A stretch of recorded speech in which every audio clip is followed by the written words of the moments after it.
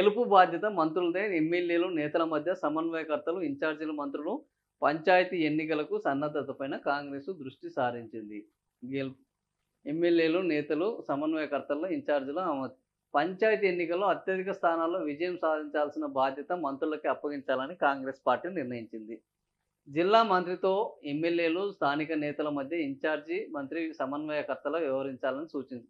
వచ్చే నెలలో పంచాయతీ ఎన్నికలు నిర్వహించాలని మంత్రివర్గం నిర్ణయించడంతో అందుకు సన్నద్ధం కావడంపైన దృష్టి పెట్టింది.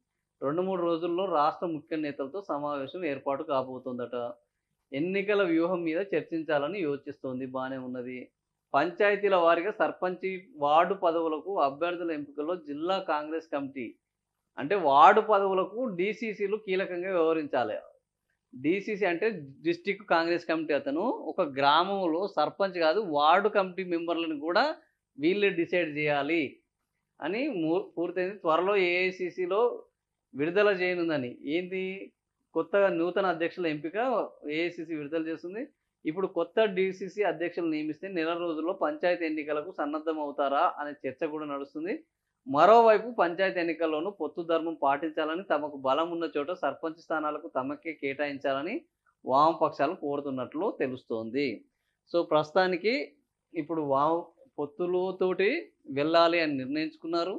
ఎందుకంటే జనరల్గా గ్రామాల్లో ఇప్పుడు వామపక్షాలు కొన్ని చోట్ల వాళ్ళు గెలవకపోయినా ఒకరిని ఓడించడానికి మాత్రం పనికొస్తారు కాబట్టి వామపక్షాలతోటి ఈరోజు బీఆర్ఎస్ని కానీ అదేవిధంగా బీజేపీని కానీ ఓడించడానికి వామపక్షాలు పనికొస్తాయని వాళ్ళతో పొత్తు పెట్టుకోవాలనుకుంటారు. ఇది పక్కన పెడితే గెలుపు బాధ్యత మంత్రులదే. గెలుపు బాధ్యత మంత్రులదే అనే విషయంలో ముఖ్యమంత్రి రేవంత్ రెడ్డి సక్సెస్ అయ్యారు ఈ ఈ ఈ ఒక్క స్టేట్మెంట్ తోటి. ఎందుకు అని అంటే మన జూబ్లీ హిల్స్లో కూడా 7 డివిజన్లకు ఒక్కొక్క డివిజన్కు ఇద్దరిద్దరి మంత్రులని ఆయన ఇన్ఛార్జ్లుగా పెట్టారు. ఎవరి డివిజన్లో తక్కువ వస్తే మెజారిటీ వాళ్ళని బాధ్యులను చేస్తాము. రేపు వాళ్ళ మీద చర్యలు ఉంటాయి. అవసరమైతే మార్పులు కూడా ఉంటాయి. ఆ మార్పులకు ఈరోజు మీకు ఇచ్చిన బాధ్యత, ఈరోజు మీకు ఇచ్చిన ఏంది కర్తవ్యమే దానికి ప్రధాన సూచిక, గీటురాయి అవుతుంది అని ఆయన స్పష్టంగా ఒక మంత్రిమండలి సమావేశం పెట్టి వాళ్లకు బాధ్యతలు అప్పగించారు. మొత్తానికి ఆయన అనుకున్న టార్గెట్ రీచ్ అయింది. 24,729 ఓట్లతోటి భారీ మెజార్టీతోటి జూబ్లీ హిల్స్లో విజయం సాధించారు. మంత్రులు బాధ్యత అప్పగించడం, మంత్రులు దాన్ని తమ బాధ్యతగా, తమ ప్రతిష్టగా, తమ సమర్థతకు అదొక గీటురాయిగా భావించి పనిచేయడము, అక్కడ ఉన్న నాయకులను, వాళ్ళ నియోజకవర్గాల్లో ఉన్న కింది స్థాయి నాయకులను తెచ్చుకొని ఎప్పటికప్పుడు అక్కడనే మకాం వేసి పనిచేయడం, అది బ్రహ్మాండంగా సక్సెస్ అయింది.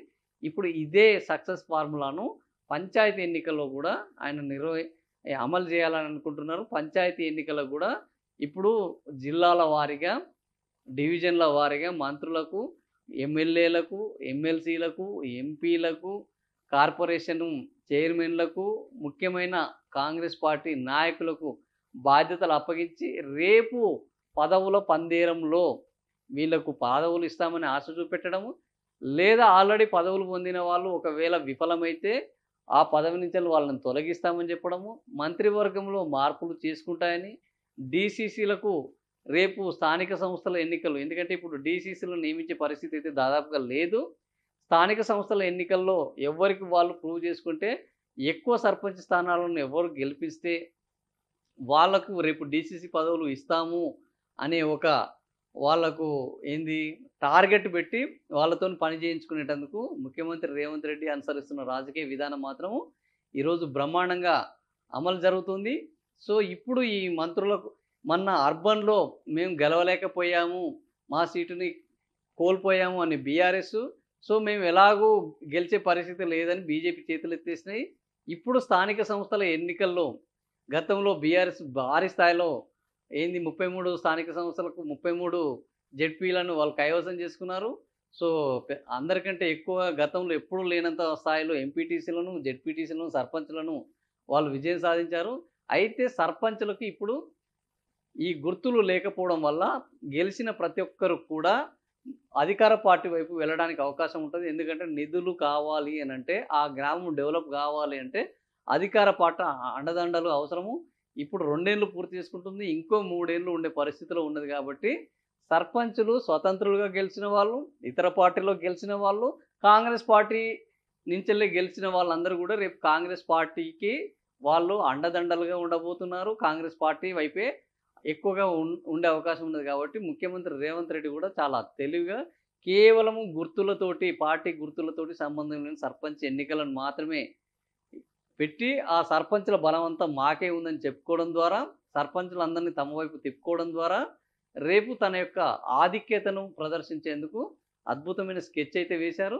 అయితే ఇప్పుడు ఇందులో మంత్రుల యొక్క పనితీరు, మిగిలిన నాయకుల పనితీరు మీద అటువైపు తన బలాన్ని పెంచుకుంటూనే, ఇంకోవైపు తనకు వ్యతిరేకంగా ఎవరున్నారో వాళ్ళను చెక్కుబెట్టే పద్ధతిలో వాళ్ళకు బాధ్యతలు అప్పగించి, ఆ బాధ్యతల్లో విఫలమైతే వాళ్ళని తొలగించడానికి కారణాలను గూడా ముందే వెతుక్కుంటున్నారు. ఈ రకంగా ఒక అద్భుతమైన చాణక్య రాజకీయ విధానాన్ని ముఖ్యమంత్రి రేవంత్ రెడ్డి వాడుతున్నారు. మరి ఈసారి స్థానిక సంస్థల ఎన్నికల్లో ఓవరాల్‌గా అయితే ఎక్కువ సర్పంచి గెలిచినా, గెలవకపోయినా వాళ్ళు రేపు కాంగ్రెస్ వైపే వచ్చే అవకాశం ఉన్నది గాబట్టి, మంత్రులు ఎంతవరకు ఇందులో సక్సెస్ అయితారన్నదే. ఎట్లాగో ముఖ్యమంత్రి సక్సెస్ అయ్యే అవకాశం ఉన్నది. కానీ మంత్రుల్లో సక్సెస్ మీదనే ఇప్పుడు ప్రధానమైన చర్చ రేపు జరిగే అవకాశం ఉంటది.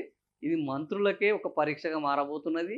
అక్కడ బాధ్యతలలో కొనసాగుతున్న వాళ్ళకు పరీక్షగా మారిపోతుంది. ఈ పరీక్షలో మరి ఎంతమంది నెగ్గుతారు? నెగ్గని వాళ్ళని ఏ విధంగా ముఖ్యమంత్రి రేవంత్ రెడ్డి ఫెయిల్ జేస్తాడు? వాళ్ళని పక్కన పెడతాడనేది తెర మీద చూడాల్సిందే.